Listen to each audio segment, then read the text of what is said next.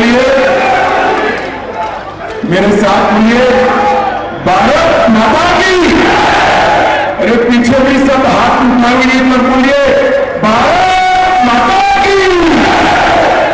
मंच पर उपस्थित हमारे एमजी, जिन्होंने जम्मू कश्मीर में विकास की नई शुरुआत की है, विकास के युग का सूत्रपात किया है, ऐसे श्रीमान मनोज सिन्हा जी, कश्मीर के ही नेता डॉक्टर जितेंद्र सिंह जी, जो मेरे साथी हैं मंत्रिपरिषद में, हमारे साथ यहां पर उपस्थित सफीना बेगम जी, जो डीडीसी की चेयरमैन है, चेयरपर्सन है, और आए हुए आज इस खुशनुमा सुबह में आए हुए मेरे बारामूला और आसपास के सभी क्षेत्र के प्यारे भाइयों बहनों, और विशेषकर गुर्जर, बकलवाल और पहाड़ी क्षेत्र के मेरे भाइयों, आप सभी को मेरा नमस्कार। मित्रों, जब मेरे कार्यक्रम शुरू हुआ तब मुझे बताया गया, सुनो, जब कार्यक्रम इश्यू हुआ तब मुझे बताया गया, बारामूला जा रहे हो, सुनने कौन आएगा। मैं आज ये लोगों को कहना चाहता हूं, कैमरा वालों को भी कहना चाहता हूं, जरा पीछे दिखा दीजिए, कश्मीर की एक खूबसूरत वादी में हजारों लोग विकास की गाथा सुनने के लिए, नरेंद्र मोदी का साथ देने के लिए यहां पर उपस्थित है। मित्रों, ये बारामूला जब मैं आया हूं तो सबसे पहले मकबूल सेवानी को प्रणाम कर याद करना चाहता हूं, जिन्होंने पाकिस्तान के खिलाफ लड़ते लड़ते अपनी जान देकर अपनी मातृभूमि की रक्षा की थी। और उस वक्त अगर सन 47 में मकबूल सेवानी जैसे वीर नौजवानों ने अपने इस क्षेत्र को बचाया न होता तो आज यहां पर भी पाक ऑक्यूपाई कश्मीर जैसा हाल होता, न बिजली होती, न पानी होता, न अस्पताल होता। आज मैं फिर से एक बार मकबूल सेवानी को प्रणाम कर उनको श्रद्धांजलि देकर मेरी बात की याद करना चाहता हूं।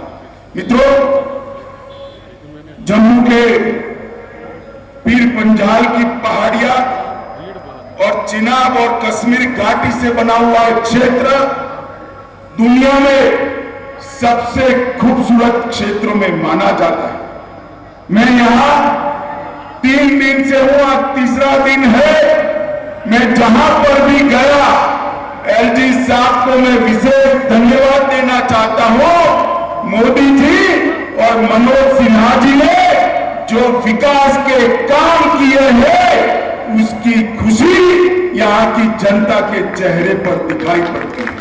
मित्रों, आज मैं कहना चाहता हूं, कुछ दिन पहले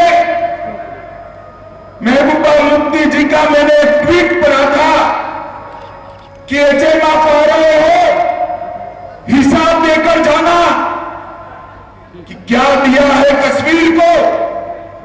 महबूबा जी, कान खोलकर सुन लीजिए, आंख खोलकर देख लीजिए, आप और फारूक साहब दोनों देख लीजिए, हमने क्या दिया है इसका मैं हिसाब देता हूं। मगर 75 साल तक आपके 3 परिवारों ने यहां शासन किया, उन्होंने क्या दिया उसका हिसाब जरा बाद में करना। सबसे पहला काम मोदी जी ने गांव तक जमहूरियत को पहुंचाने का किया है। पहले कश्मीर के अंदर जमहूरियत की व्याख्या थी 3 परिवार, 87 विधायक और 6 सांसद, और आज मोदी जी ने 5 अगस्त के बाद जम्मू कश्मीर में जमहूरियत को जमीन तक, गांव तक पहुंचाने का काम किया है। और आज घाटी और जम्मू दोनों क्षेत्र में 30,000 से ज्यादा लोग पंचायत, तहसील पंचायत और मस्जिद में कुछ चल रहा है।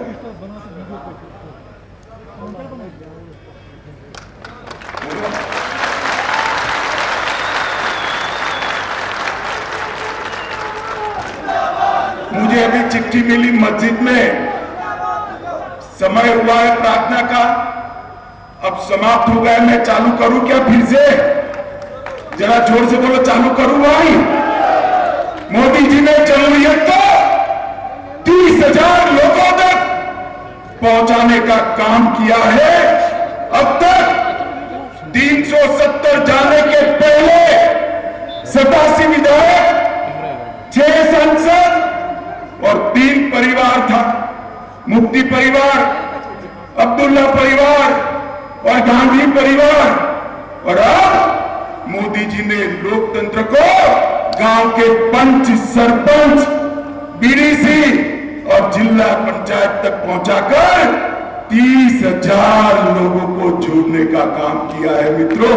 30,000 मित्रों, आज तक ये 3 परिवारों ने भ्रष्टाचार रोकने के लिए पूरे देश भर में एंटी करप्शन ब्यूरो था, मगर ये 3 परिवारों ने मेरे जम्मू कश्मीर के अंदर एंटी करप्शन ब्यूरो को घुसने नहीं दिया था। मैं समझ नहीं पाता था क्यों घुसने नहीं दिया। जब यहां आया 1 साल पहले, एक जर्नलिस्ट ने कहा कि साहब एंटी करप्शन ब्यूरो अगर बनेगा तो वो के वो ही धर लिए जाएंगे, वो भला क्यों करेंगे। मुझे बताओ माताओं, भाइयों, बहनों, इतनी बड़ी संख्या में उपस्थित हो, गरीबों का पैसा भ्रष्टाचार की भेंट चढ़ना चाहिए क्या? जरा जोर से बोलिए, चढ़ना चाहिए क्या? मोदी जी ने तय किया है गरीबों का पैसा गरीब तक पहुंचेगा। मित्रों, आज मैं पूछने आया हूं फारूक साहब और महबूबा जी को, आप हिसाब लाइए, 70 साल तक ये 3 परिवारों ने शासन किया, कितना इन्वेस्टमेंट आया जम्मू कश्मीर में, कितनी इंडस्ट्री आई, कितने कल कारखाने लगे, कितने युवाओं को रोजगारी मिली। 70 साल के अंदर सिर्फ 15,000 करोड़ का इन्वेस्टमेंट आया। और मोदी जी ने ये 3 साल में 56,000 करोड़ का इन्वेस्टमेंट आज जम्मू कश्मीर में आने का काम किया है। पहले ये टेररिस्ट हॉटस्पॉट था, आज टूरिस्ट हॉटस्पॉट बना है। मित्रों, कश्मीर के घाटी में सबसे ज्यादा साल के 6 लाख सैलानी आया करते थे। आज मैं यहां पर अक्टूबर में आया हूं, जोर से ताली बजाइएगा। पहले 6 लाख आते थे, अक्टूबर तक 22 लाख प्रवासी यहां आ चुके हैं, जिससे कितने युवाओं को रोजगारी मिली। और ये सिलसिला आगे बढ़ने वाला है। पहले क्या दिया घाटी के युवाओं, मैं बताता हूं आपने क्या दिया। महबूबा जी, फारूक साहब, आपने घाटी के युवाओं के हाथ में पत्थर पकड़ाए, बंदूक पकड़ाई, और मोदी जी ने यहां पर इंडस्ट्री लाकर उसके हाथ में मोबाइल और लैपटॉप पकड़ाने का काम किया है, जिससे युवा अपने आप को रोजगार युक्त कर पाए। मित्रों, आज मैं जब यहां आया हूं तब एक बात बताना चाहता हूं। दहशतगर्दी से कभी किसी का भला हो सकता है क्या? आतंकवाद ने दुनिया में किसी का भला किया? ऐसी कोई घटना हो तो मुझे आतंकवाद के पैरोकार जो है वो बता दें। दहशतगर्दी से किसी का भला नहीं है। जम्मू कश्मीर के 42,000 लोग 90 से लेकर आज तक दहशतगर्दी के भेंट चढ़ गए, आतंकवाद के भेंट चढ़ गए। मुझे बताइए भाइयों बहनों माताओं, ये 42,000 लोगों की मृत्यु के लिए कौन जिम्मेदार है? ये 3 परिवार ने शासन किया, वो जिम्मेदार है। अब आतंकवाद धीरे धीरे समाप्ति की ओर जाता है। कुछ लोग यहां पर पाकिस्तान की बात करते थे, मैं आज उनको कहना चाहता हूं, कभी भी आप आइए, हमारे लोगों के साथ बैठिए। पाक ऑक्यूपाई कश्मीर में कितने गांव में बिजली है इसका हिसाब लेकर आइए। मैं बताता हूं, आज हमारे कश्मीर के अंदर हर गांव में बिजली पहुंच चुकी है। माताओं भाइयों बहनों, भगवान न करे आपके घर में कोई बीमारी आ जाए तो मोदी जी ने 5 लाख तक का इलाज पूरा फ्री ऑफ कॉस्ट कर दिया।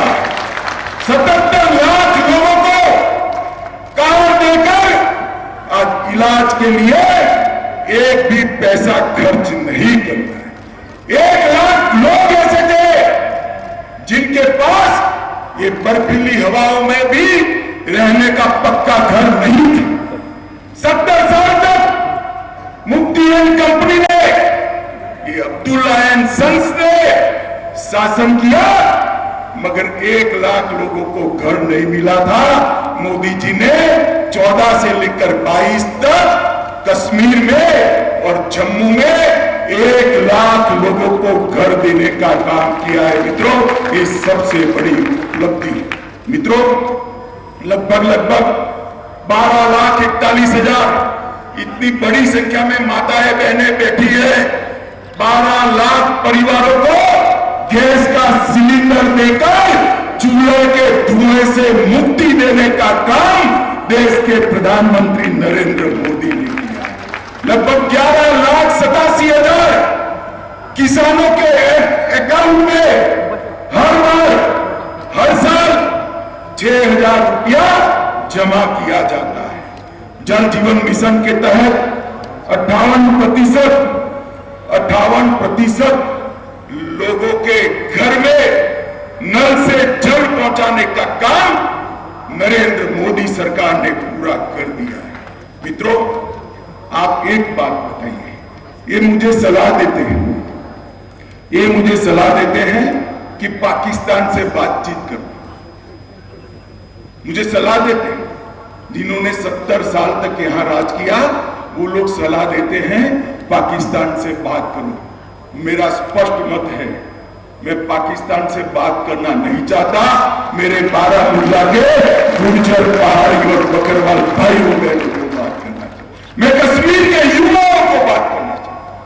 जरा खुली नजर से, खुले दिमाग से सोचिए, जिन्होंने दहशतगर्दी फैलाई, इसने कश्मीर का क्या बुरा किया है? आज पूरे देश के सभी राज्य आगे बढ़ रहे हैं, कश्मीर को भी वो रेस के अंदर आना है। हमें आतंकवादी के बताए हुए रास्ते पे नहीं जाना। कश्मीर का युवा देश के विकास में जुड़े, कश्मीर का युवा पढ़ लिख कर नौकरी प्राप्त कर उद्योगों के साथ जुड़े, ये करने का काम नरेंद्र मोदी जी कर रहे हैं। मेरा आपसे निवेदन है कि आप इसमें आपका सहयोग दीजिए। मित्रों, 2 मॉडल है यहां। एक तो मोदी जी का मॉडल है जो विकास, शांति, सद्भाव और रोजगारी देता है, और एक गुपकार मॉडल है। गुपकार मॉडल ने क्या दिया? पुलवामा का अटैक करा दिया। और आज मोदी जी ने क्या कहा? पुलवामा में 2000 करोड़ के खर्चे से अस्पताल बनाने का काम किया। गुपकार मॉडल क्या कर रहा है? पाकिस्तानी आतंकवादियों को लाल जाजम बिछाकर यहां पर ला रहा है। मोदी मॉडल क्या कर रहा है? 56,000 करोड़ के इन्वेस्टमेंट को जमीन पर उतारकर मेरे बारामूला के युवाओं को रोजगारी देने का काम ये नरेंद्र मोदी मॉडल कर रहा है। मित्रों, युवाओं के लिए गुटका मॉडल में क्या है? पत्थर है, बंद कॉलेज है, हाथ में मशीन गन है। नरेंद्र मोदी मॉडल में क्या है? IIM है, IIT है, एम्स है, नीट है। युवा को पढ़ाई लिखाई चाहिए अब्दुल्ला साहब, युवा के हाथ में पत्थर नहीं चाहिए। और मित्रों, युवा के हाथ में से पत्थर लेकर पढ़ाई लिखाई कराने का काम हमारे नरेंद्र मोदी जी ने किया है। मित्रों, हमने एक पॉलिटिकल प्रोसेस शुरू की है। मैं आपको भरोसा दिलाना चाहता हूं कि जैसे ही चुनाव आयोग का मतदाता सूची बनाने का काम समाप्त हो जाएगा, पूरी पारदर्शिता के साथ कश्मीर के अंदर चुनाव करा दिए जाएंगे। आपके खुद के चुने हुए नुमाइंदे यहां पर शासन करेंगे। माताओं, बहनों और भाइयों, मैं परिसीमन की बात करना चाहता हूं। पहले जो परिसीमन किया, डिलिमिटेशन किया, ऐसे किया था कि आप कुछ भी करो, ये 3 परिवार के लोग ही चुनकर आएंगे। मोदी जी ने जिस प्रकार की दखल नहीं की और आज चुनाव आयोग ने जो डिलिमिटेशन किया है, इसके परिणाम स्वरूप आपके ही नुमाइंदे जीत कर आएंगे, आपके नुमाइंदे ही यहां पर शासन करेंगे।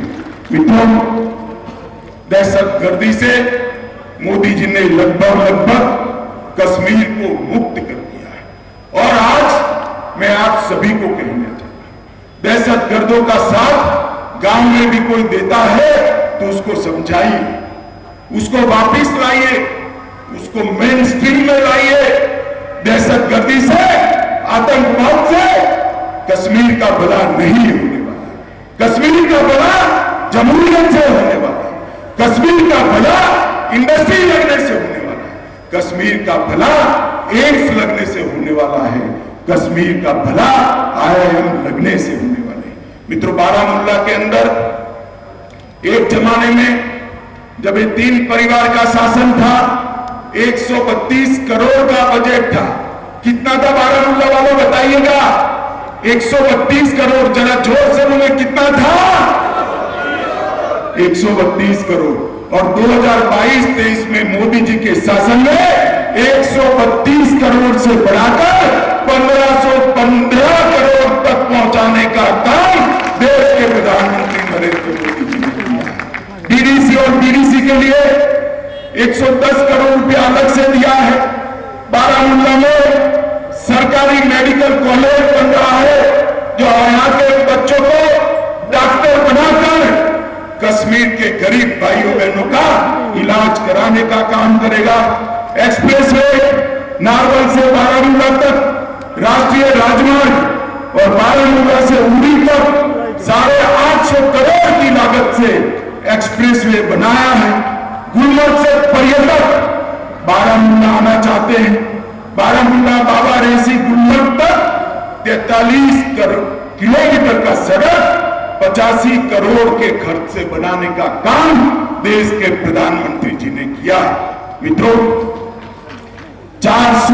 847 करोड़ रुपए से 1.5 लाख परिवारों को शिक्षा के क्षेत्र के तहत आज शामिल करने का हमने फैसला किया है। जो मेडिकल कॉलेज लगेंगे वो मुफ्त अस्पताल भी चलाएंगे। 5 नए डिग्री कॉलेज डांगी बाचा, हादीपुर, बोनियार, क्री और बोमई में स्थापने का काम नरेंद्र मोदी सरकार ने किया है। और बारामूला की मेरी क्षेत्र की बच्चियों के लिए 100 बिस्तर की क्षमता के साथ गुर्जर बकरवालों का एक बच्चियों का छात्रालय, रेसिडेंट स्कूल भी बनाने का काम नरेंद्र मोदी सरकार ने किया है। 402 पंचायतों में 2 स्टेडियम और हर पंचायत के अंदर खेल के मैदान बनाए हैं। 10 करोड़ रुपया की लागत से 2 इंडोर स्टेडियम भी बन रहे हैं। और गुलमर्ग में, सिर्फ मैं गुलमर्ग की बात करता हूं, आपसे सटा हुआ है, 4 लाख प्रवासी आए थे, 4 लाख टूरिस्ट आए थे। उससे बढ़कर 13 लाख टूरिस्ट सिर्फ सितंबर माह तक गुलमर्ग में आ चुके हैं। मित्रों, आज मैं कहना चाहता हूं कि हजारों करोड़ रुपए के बिजली के कारखाने लगे हैं, हजारों करोड़ रुपए की सिंचाई की योजनाएं लगी हैं, और ये सारा जब लगता है तो समृद्धि कश्मीर की घाटी में ही आने वाली है। माताओं, भाइयों, बहनों, रेल नेटवर्क के सुधार के लिए उधमपुर श्रीनगर बारामूला रेल लिंक का काम शुरू कर दिया गया है। प्रधानमंत्री सड़क योजना के तहत 3167 करोड़ रुपया की 119 नई सड़कें बनाने का काम नरेंद्र मोदी सरकार ने किया है। और मित्रों, मैं आज आपको बताना चाहता हूं कि नरेंद्र मोदी जी जो इंडस्ट्रियल पैकेज लेकर आए हैं, उसके तहत 56,000 करोड़ का निवेश आज देश से कश्मीर के अंदर आया है, जिसके तहत 5 लाख लोगों को रोजगारी मिलने की संभावना है। 5 लाख लोग। मित्रों, विकास इसलिए हो रहा है कि यहां अलगाववाद की बात करने वाले आज साइड ट्रैक मेडिकल कॉलेज 2047 से 14 तक, मैं बउआ जी और फारूक साहब सुन ले, 2047 से 2014 तक आपके परिवारों ने शासन किया, सिर्फ 4 मेडिकल कॉलेज बनाए थे।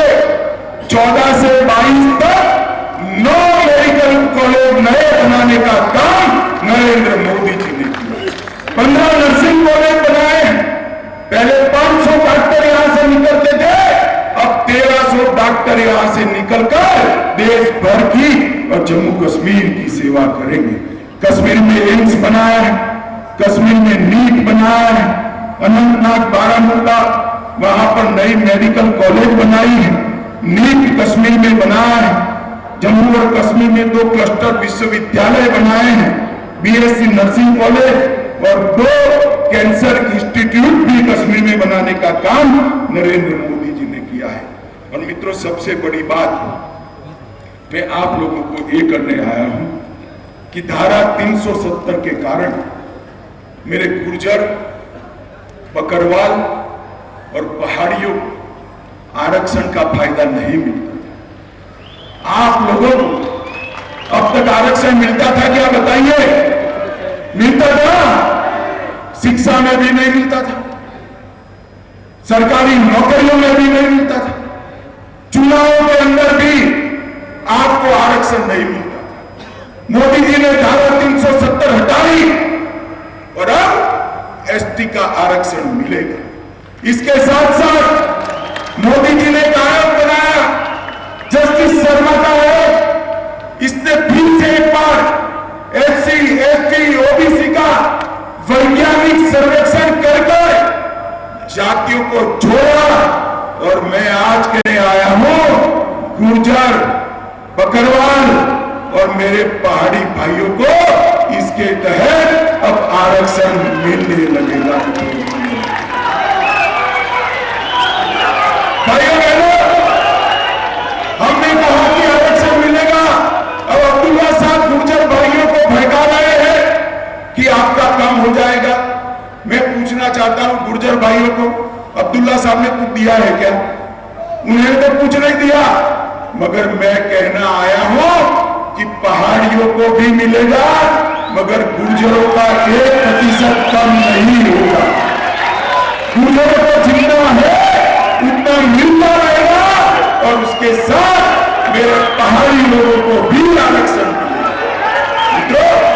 मोदी जी ने जो व्यवस्था करी है, ये व्यवस्था ही खुशहाल जम्मू कश्मीर का रास्ता है।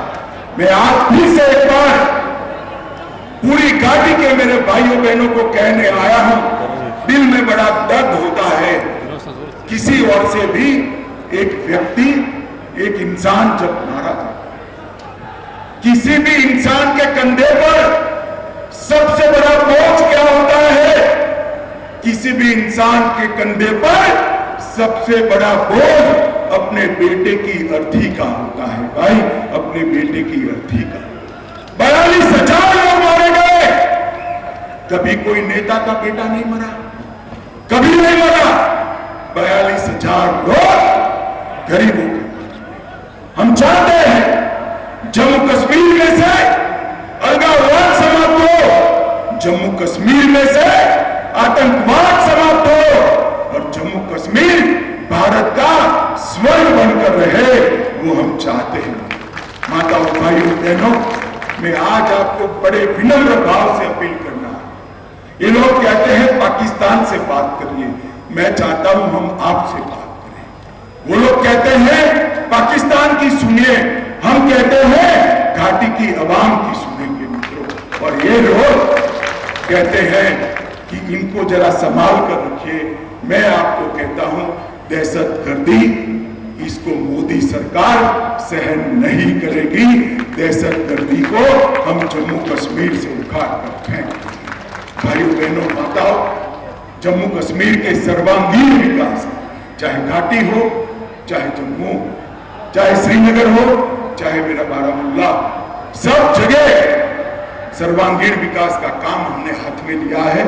आप लोग मेन स्ट्रीम के अंदर आइए, विकास की एक प्रक्रिया के साथ जुड़िए और आगे बढ़िए। यही अभ्यर्थना कर मेरी बात को समाप्त करता हूं। फिर से एक बार मेरे साथ बोलिए, भारत माता की, भारत माता की, वंदे वंदे। एचएम सर अपने लोगों से मिलते हुए एचएम सर चाहते थे कि वो रूबरू हो, और ये लोग आज सुबह से ही आपके इंतजार में, आपकी झलक देखने के लिए यहां इकट्ठे हुए, वो आपको सुनने के लिए आए हुए हैं और आपने उनको रूबरू करा के उनकी जिंदगी सफल कर दी, उनका मकसद पूरा हो गया इस टाउन में आने का। हालांकि ये टाउन है जिसने अपनी जिंदगी की कुर्बानियां देकर